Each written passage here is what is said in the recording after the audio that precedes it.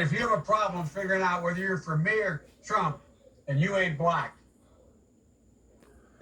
Well, we all remember that line from Joe Biden a few months ago, and apparently he's not the only one who thinks that.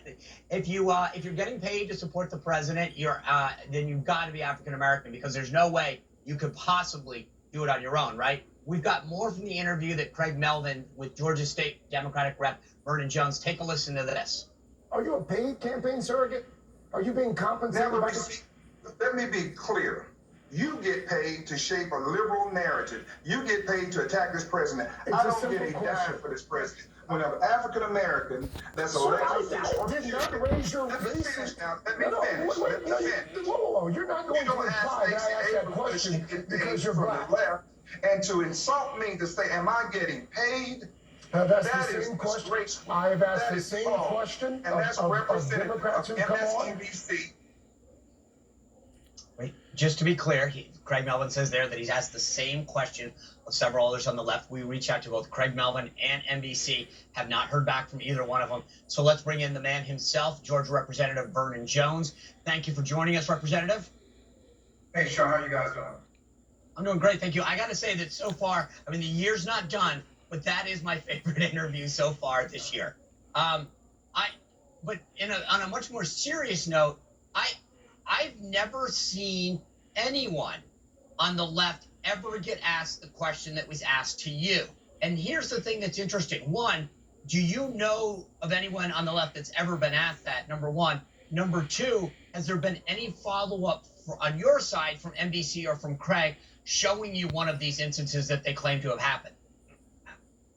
Well, let me tell you, you and I both know, and others know, that this was outrageous. They don't ask anyone from the left, black or white, whether or not they're getting paid from Joe Biden. You know, it just shows the bigotry, not only with the liberal media, but also the bigotry within the Democratic Party, that conservative-leaning black men and women do not fit a certain narrative. So we're outcasts or we're sellouts. Same thing with the liberal media. As I've been in business or in politics, I'd say for the past 30 years, I'm educated. I got plenty walking around since.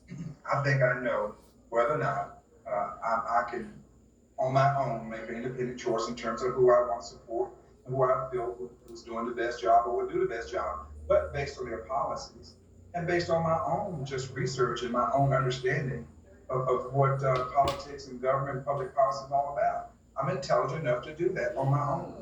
But they think that with their nurturing and paternal instinct, liberal Democrats, they think they know what's best for African Americans.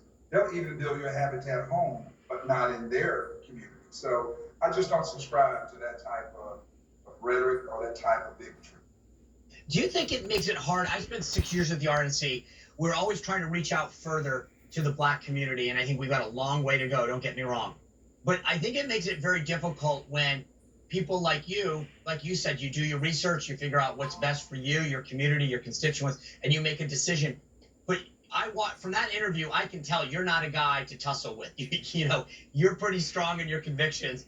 But for a lot of people, especially younger people, as they make their rise up, that seems like a pretty tough tide to swim against. When you're being told, hey, I think I might be a Republican, I might support Trump, I might this.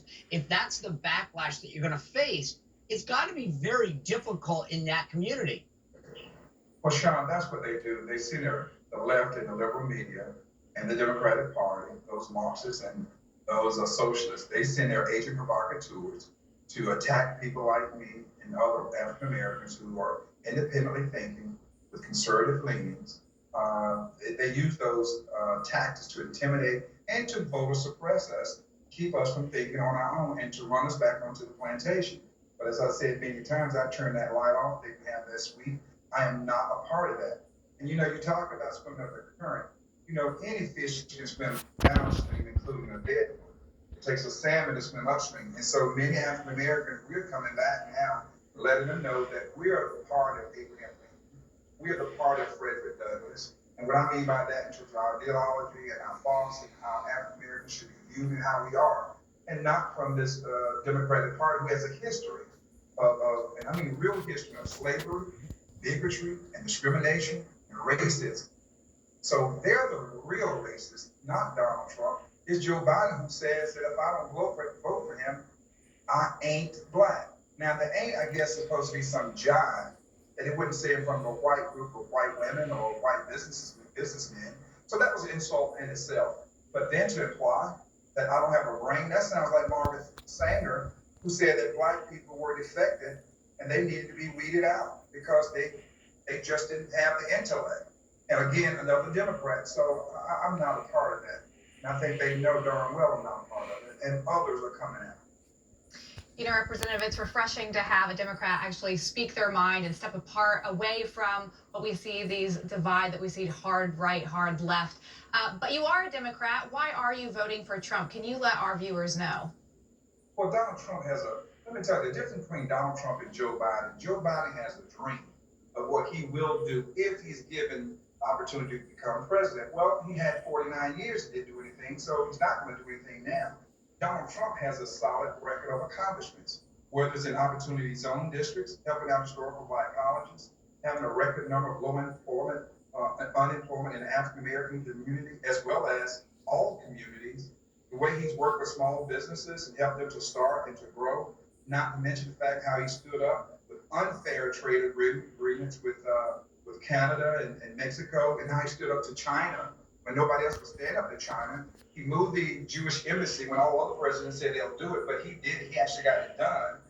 He just had a record. Why not go back with him? We need 4 more years of him. He's doing a good job of balance between opening up this economy and America, while at the same time providing as much safety measures and tools and resources to get through this pandemic. And you know, it's important about his care for schools, getting kids back in school. Many of them do not have, their parents don't have the resources to get private tutors, or do they have access in rural areas to broadband so they don't have computers. And many of them don't get dinner or meals, or square meals, unless they go to school. And not to mention being home by themselves and not in a structured environment, how can they learn? So we're leaving the child father behind. So this president is dead on it. And any right-thinking Democrat would clearly vote for him over Joe Biden, who's sold out now to Marxists and socialisms and to Black Lives Matter, when really Black lives don't matter to them. Representative Jones, thank you for coming on. If you do hear back from MSNBC, please let us know. We're trying to find out as well. I'd love to see this example on the left. Thanks for everything that you've done to explain why you're voting the way you are, and for coming out and being so forceful in your principles. I appreciate it.